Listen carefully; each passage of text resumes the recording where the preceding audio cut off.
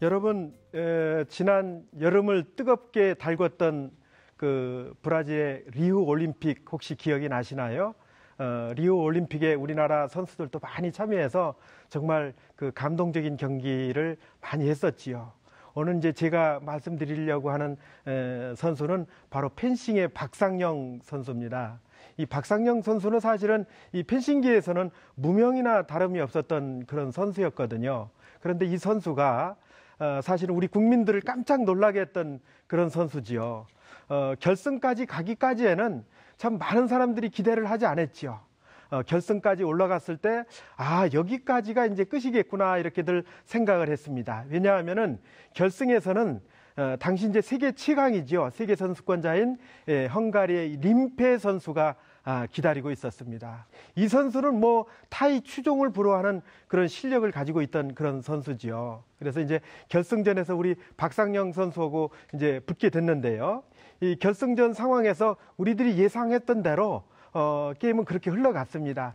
15점까지 나면은 끝나는 상황에서 이 임페 선수가 14점이고 박상영 선수가 10점입니다. 이제 1점만 더 따면은 임페 선수가 이제 금메달을 거머쥐게 되는 그런 상황이었거든요. 근데 이때 박상영 선수가 마음속으로 이렇게 생각을 합니다. 그게 바로 뭐냐면은 이 이미지 트레이닝이라는 거예요. 그래서 이 화면을 같이 볼 텐데요. 이 화면 속에서 보면은 우리 박상영 선수가 나는 할 수 있다, 할 수 있다 마음속으로 계속 이렇게 외치고 있었어요. 자기 암시를 했던 거죠, 사실은. 그러니까 자기 암시라는 거는 자기 마음속에 들어있는 어떤 잠재의식, 이런 것들을 이제 꺼내기 위한 그런 의도지요. 이렇게 하고서 이제 경기에 다시 나갔습니다. 이렇게 경기를 하면서 상대방의 약점을 이제는 생각을 해가면서 그걸 막고 이제 상대방을 공격하는 그런 전술을 했던 거지요. 그리고 나서 한 점 한 점, 10점에서 11점, 12점, 13점, 14점, 드디어 동점까지 갔습니다. 자, 이제 동점까지 가고 마지막 한 점을 먼저 따는 선수가 이제 금메달을 거머쥐게 되는데요. 박상영 선수가 마지막에 역시 임페 선수의 약점을 이제 공격을 해서 먼저 15점에 가서 금메달을 따게 됩니다. 그래서 결국은 이제 우리가 이 부분을 통해서 느낄 수 있는 부분이 바로 뭐냐? 그건 바로 내 마음 속에서 마인드 컨트롤이 굉장히 중요하다. 박상영 선수처럼 나는 할 수 있다. 나는 이제 수능이 3일 앞으로 다가왔지만은 그 수능에서 내가 지금까지 실력을 쌓아왔던 것만큼 그만큼 열심히 해서 나도 그 성적을 얻어낼 수 있다라는 그런 어떤 이미지 트레이닝, 이런 부분들이 지금부터 상당히 중요하지 않을까, 이렇게 이제 저는 생각을 합니다. 여러분, 이제 앞으로 3일 뒤에는 시험장에서 여러분들이 이제 박상영 선수처럼 검을 들고 상대 선수하고 이렇게 펜싱을 하는 건 아니지만은 책상 위에 놓인 시험지하고 여러분들이 이제 한판 승부를 벌여야 됩니다.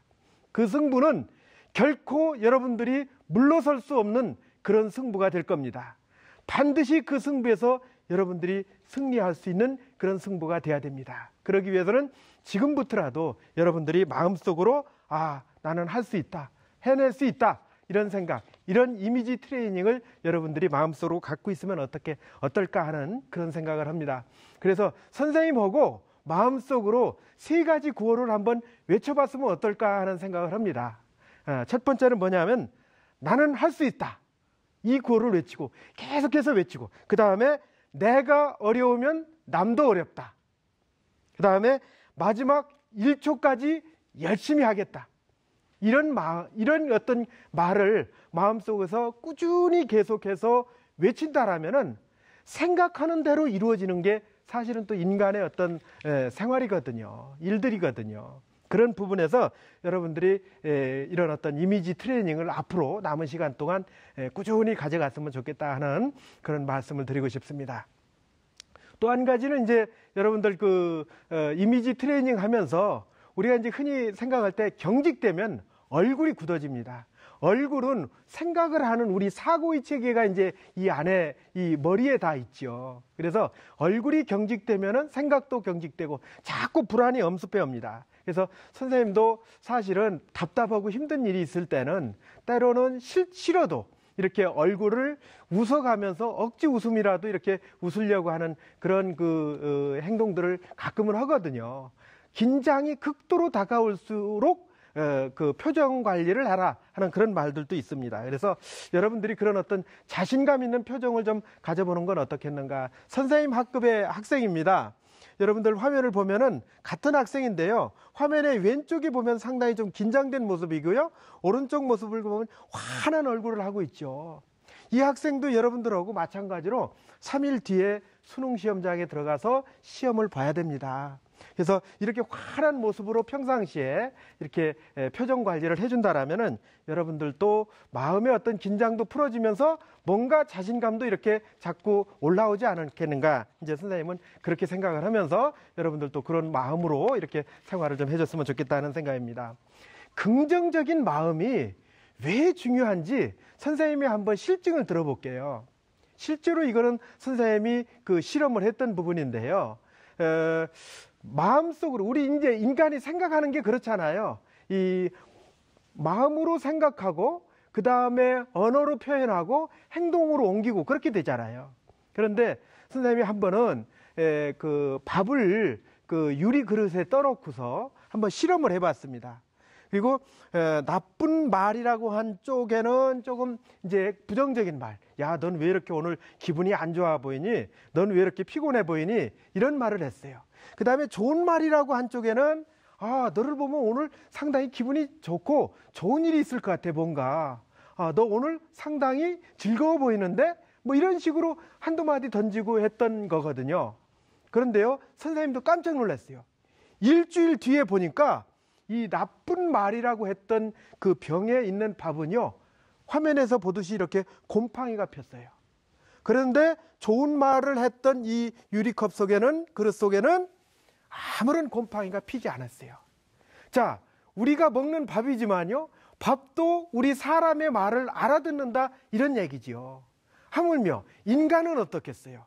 사람이 긍정적인 어떤 생각을 갖게 되면 결국은 긍정적으로 풀려갈 수 있는데, 자꾸 나는 안 돼, 힘들어, 불안해, 나 시험 문제 망치면 어떡해, 뭐 이런 생각을 하게 되면 진짜 그것이 생각 따라 같이 갈 수 있다는 얘기죠. 그래서 항상 여러분들 긍정적인 생각을 갖고 이렇게 남은 시간을 임해줬으면 좋겠다 하는 그런 말씀을 드리겠습니다. 그러기 위해서는 무엇보다도 중요한 것이 바로 컨디션이겠죠. 내 컨디션을 최대한으로 끌어올려야 여러분들이 이제 좋은 어떤 그 결과로 이루어질 텐데요. 선생님은 그런 생각을 합니다. 미국의 유명한 그 목사님 한 분이 계셔요.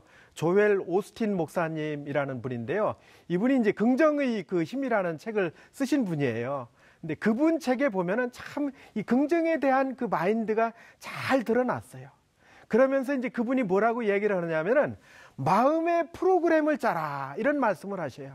이 마음의 프로그램을 짜야 되는 그 이유가 뭐냐 하면은 늘 인간은 행복하기 위해서는 또는 큰 일을 앞두고 있을 때는 자신이 그 일을 성취하기 위해서는 반드시 컨디션을 잘 최대한 끌어올려야 되기 때문에 그런 프로그램을 짜라라는 그런 말씀을 하시는 거예요. 이제 이런 부분들은 바로 우리에게 이제 시사하는 바가 크다라고 생각을 하는데, 우리는 언제나 이제 그렇게 생각을 합니다. 아까도 제가 드렸지만 자꾸 난 할 수 있어, 잘 될 수 있어, 내가 그동안 준비해왔던 것들이 있는데 그 준비한 것들의 토대로 해서 열심히 하면 나는 내가 원하는 것을 충분히 얻을 수 있을 거야 라고 자꾸 이렇게 긍정적인 생각을 갖게 되면 틀림없이 이루어집니다. 그런데 선생님도 그동안 오랫동안 교직 생활을 하면서 우리 학생들 수능시험 치르고 오는 학생들 많이 살펴봤는데요.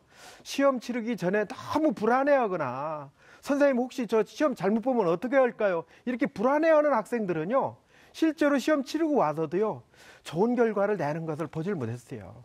그래도 선생님, 저 잘할 수 있습니다, 자신 있습니다, 제가 그동안 해온 게 있기 때문에 선생님 믿어주십시오, 이렇게 당당하게 얘기하고는 그런 학생들이 역시 결과에서도 좋은 결과가 나오더라 하는 말씀을 드리고요. 그러면 이제 컨디션을 어떻게 우리가 관리해야 될 것인지 하나하나 이제 구체적인 부분을 선생님하고 같이 한번 살펴볼 텐데요. 가장 중요한 게 이제 선생님이 판단할 때는 수면, 즉 잠이라고 생각합니다. 이게 잠은 사실은 이 좋은 잠은 보약보다도 더 좋다는 이야기가 있죠. 시험을 앞두고 컨디션을 최대한으로 끌어올리기 위해서는 역시 이제 수면 관리를 잘 해야 되겠죠. 예전에는 그런 말도 있었어요. 사당 오락이라 해서 4시간 자면은 시험에 붙고 5시간 자면 떨어진다. 그래서 일단은 잠을 안 자고 공부를 많이 해야 된다, 이런 얘기들이 있었어요.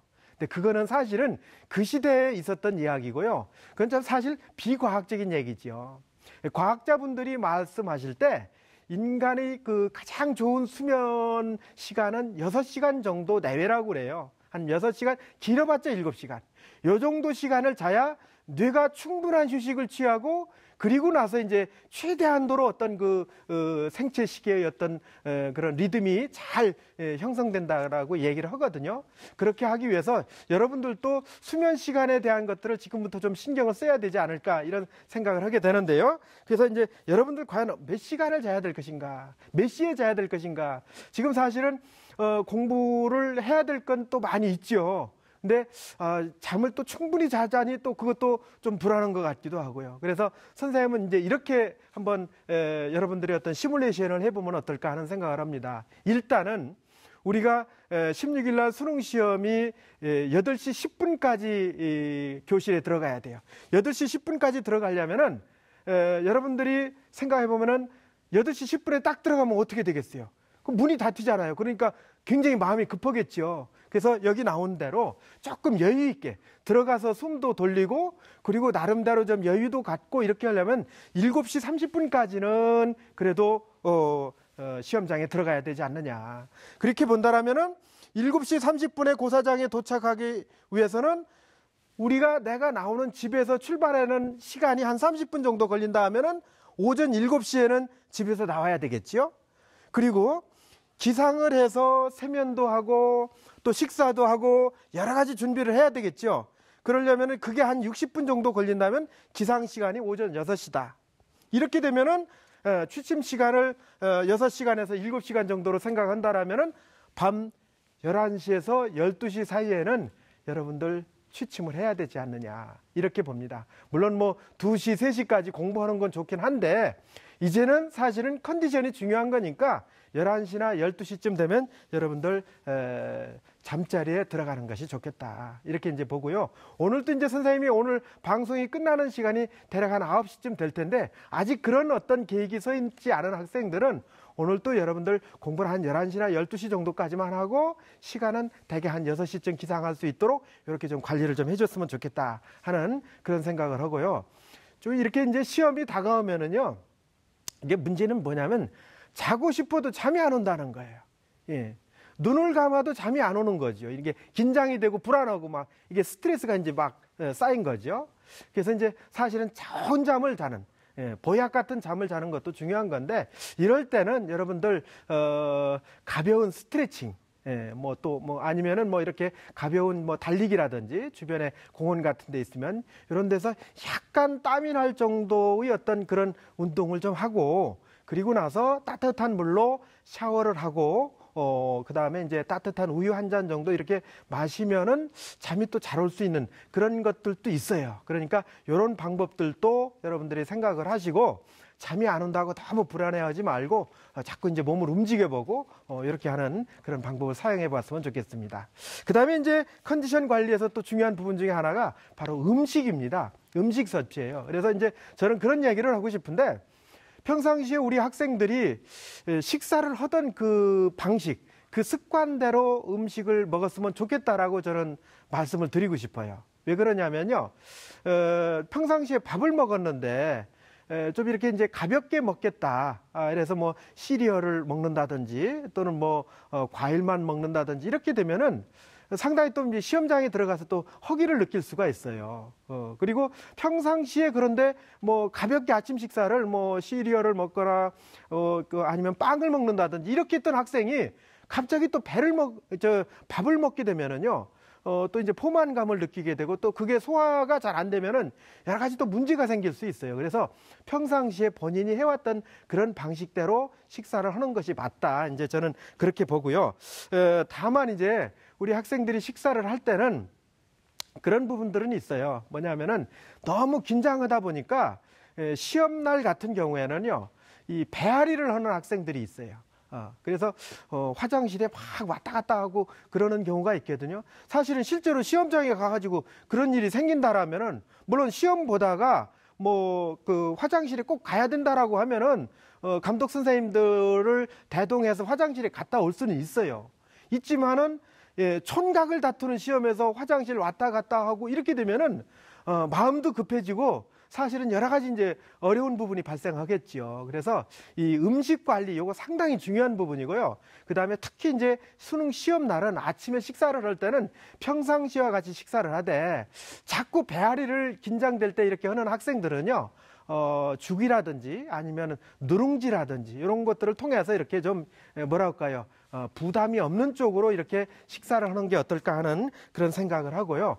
그 다음에 이제 수능 때는 아무래도 이제 뇌가 활발하게 움직여야 되니까 그 뇌를 위해서 또 좋은 음식들이 있다고 그래요. 그래서 이런 부분들도 이제 좀 챙겨서 이렇게 드시면 좋을 것 같은데요. 그런 음식들이 미역이라든지 다시마라든지 김, 고등어, 참치, 연어, 달걀, 두부, 뭐 견과류 같은 것들도 상당히 좋다고 해요. 이런 것들이 주로 이제 두뇌에 활성화되는 DPA라든지 또는 EPA 또는 뭐 DPA, EPA, DHA 이런 것들이 많이 들어있다고 하니까요. 이런 것들도 챙겨서 이렇게 드시면 좋을 것 같습니다. 그 다음에 이제 컨디션 관리 중에 또 한 가지 여러분들 신경을 써야 될 텐데요. 이 부분은 신경을 잘 안 쓰는 학생들이 있어요. 바로 뭐냐면 옷차림이에요. 이 옷차림 때문에 선생님들 그 수능시험 감독을 가보면요. 상당히 좀 답답하게 느끼는 경우가 많아요. 물론 이제 3일 뒤에 치러지는 수능은 이미 이제 일기예보상으로 보면은 3년 만에 수능 한파가 이제 몰아닥친다고 얘기를 해요. 그래서 시험장으로 이동할 때까지는 그때까지는 좀 이렇게 두꺼운 패딩을 입고 몸을 따뜻하게 이제 보온을 해주고 이렇게 이제 유지해 주는 것이 좋겠죠.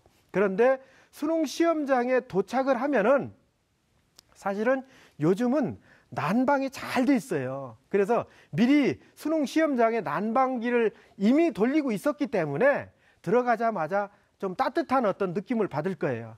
그래서 너무 그 두꺼운 패딩만 입고 가게 되면요. 사실은 시험 보는데 상당히 좀 이렇게 그 둔해지고 그 다음에 정신적으로도 좀 상당히 뭐라고 할까요? 느슨해지는 그런 느낌을 받게 되거든요. 그래서 갈 때, 이동할 때는 두꺼운 옷을 입고 가지만은 시험장에 가서는 좀 이렇게 이 옷을 벗고서 가볍게 입을 수 있는, 어쩌면은 그 너무 난방이 잘 돼서 더울 수도 있어요. 실제로 그렇거든요. 그렇기 때문에 이런 가벼운 옷을 여러 겹 껴입고 가서 좀 이 덥다라고 느낄 때마다 이렇게 벗어서 걸상에 걸쳐 놓고 약간 시원하다라고 이렇게 느낌이 드는 상태에서 문제를 풀어야 이렇게 문제가 잘 풀리는 것을 이제 여러분들 경험할 수가 있어요. 그래서 뭐 꼭 옷은 제한이 없어요. 여러분들이 뭐 편안하게 입고 시험 치를 수 있는 옷, 그게 뭐 교복이다.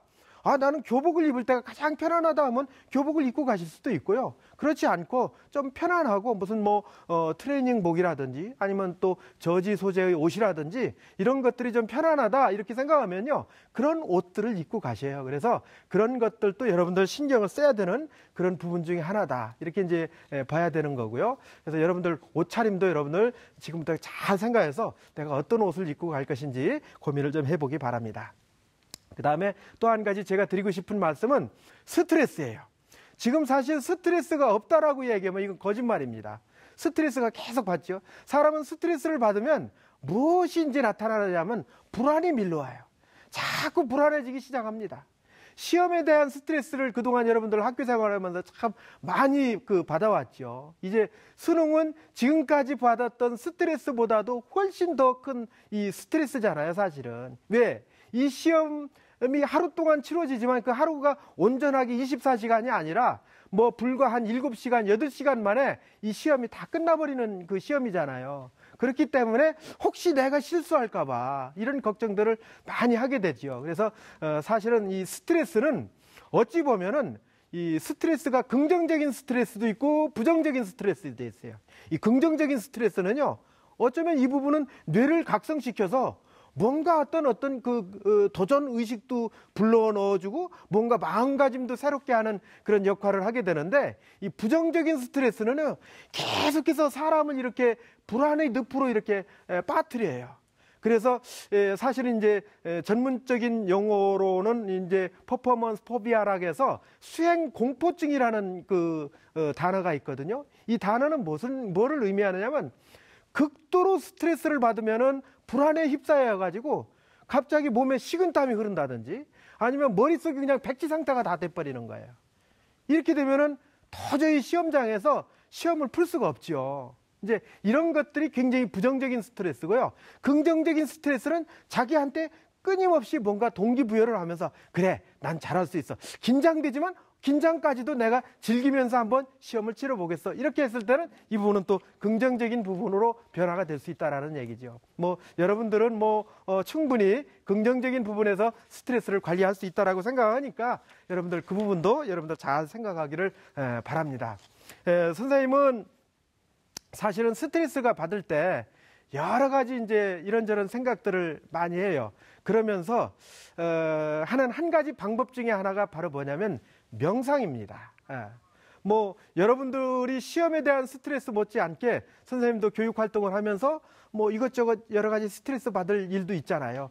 반 학급의 학생이 굉장히 좀 속 썩이는 일이 있어서 마음이 좀 상하고, 그래서 내 스스로가 좀 답답하고 이럴 때는 가만히 의자에 앉습니다. 의자에 앉아가지고요, 이 두 손을 이렇게 무릎에다 딱 놓고서 명상을 합니다. 그냥 한 5분 정도는요, 눈을 감고서 아무 생각을 하지 않습니다.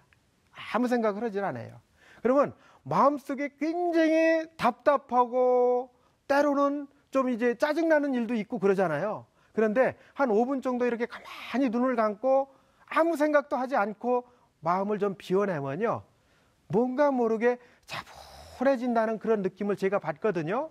그러니까 이런 부분들도 여러분들 지금 만약에 좀 스트레스가 내가 심하다, 심지어는 이제 스트레스가 심한 학생들은 시험 보러 가기 전에 이렇게 이제 신경 안정제 이런 것들도 이렇게 아침에 먹고 가는 학생들이 있어요. 근데 너무 불안하다 하면은 그렇게 할 수도 있겠죠. 할 수도 있겠지만은, 그러나 그것보다는 오히려 이제 약물의 힘을 빌리는 것보다는 마음속에서 내가 이것은 내가 이겨낼 수 있어, 극복해낼 수 있어라는 긍정적인 마인드와 더불어서 이렇게 불안을 마음속에서 잘 다스려야 된다 하는 생각을 갖고요. 오늘부터라도요, 잠깐씩 한 5분 정도 이렇게 생각을 비워내고 명상을 해보는 그런 부분도 좋겠다 하는 생각이고, 또 한 가지는 이제 잔잔한 음악 있지요. 클래식 음악. 이런 비트 있는 음악보다는 아주 차분한 음악들을 들으면서 명상을 하면은 오히려 효과가 또 높아진다고 그러니까요. 그런 부분들도 여러분들 참고해가지고 여러분들 마음을 이렇게 스트레스를 잘 관리하시기를 이렇게 부탁을 드립니다. 여러분들 선생님은 그렇게 생각을 합니다. 우리 학생들은 늘 언제나 어려운 난관이 있을 때마다 그 부분들을 잘 겪어왔고 또 극복해 왔습니다. 또 여러분들이 앞에는 창창한 미래가 달려 있습니다. 이 수능 하나가 여러분들이 어떤 미래를 좌우한다, 꼭 이렇게 생각하시지 말고 그냥 내가 가는 길에 하나의 과정일 따릅니다. 그리고 내 삶의 앞에는 너무나도 크고 너무나도 위대한 희망이, 미래가 내 앞에 펼쳐져 있다라는 생각들을 갖고 여러분들이 임하시면 좋겠다 하는 그런 생각을 해보게 됩니다. 그러면서 선생님이 여러분들한테 어떤 하나의 그 힘을 주기 위해서 평상시에 좋아하는 시인 한 분이 계십니다. 바로 문병란 시인이거든요. 이 문병란 선생님의 희망가라는 시를 한 수 여러분들한테 낭독을 해드리겠습니다. 이 시를 들으면서 여러분들 희망과 용기를 갖고 마음을 다짐하는 그런 시간이 됐으면 좋겠습니다. 자, 제가 낭독을 하겠습니다. 희망가.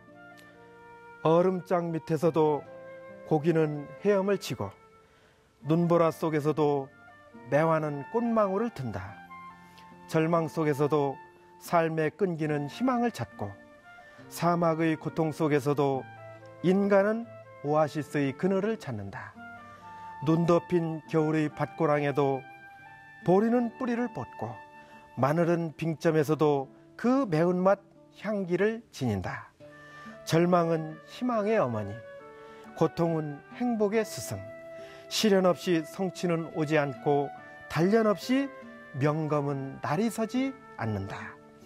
꿈꾸는 자여, 어둠 속에서 멀리 반짝이는 별빛을 따라 긴 고행길 멈추지 말라. 인생 항로 파도는 높고 폭풍우 몰아쳐 배는 흔들려도 한 곱이 지나면 구름 뒤 태양은 다시 뜨고 고요한 백길 순항의 내일이 꼭 찾아온다. 이런 시입니다. 자, 지금까지 우리 수험생 여러분들의 컨디션 관리법에 대해서 선생님이 설명을 드렸습니다. 여러분들 도움이 됐길 바라고요. 이제 3일 남은 수능일까지 그 3일 동안 구체적으로 무엇을 어떻게 준비해야 될지 아주 상세한 내용은 이제 잠시 후에 다시 살펴볼 텐데요. 2부 강의를 들어가기에 앞서서 지금까지 강의한 내용을 다시 한번 여러분들하고 되짚어보고 다시 돌아오겠습니다.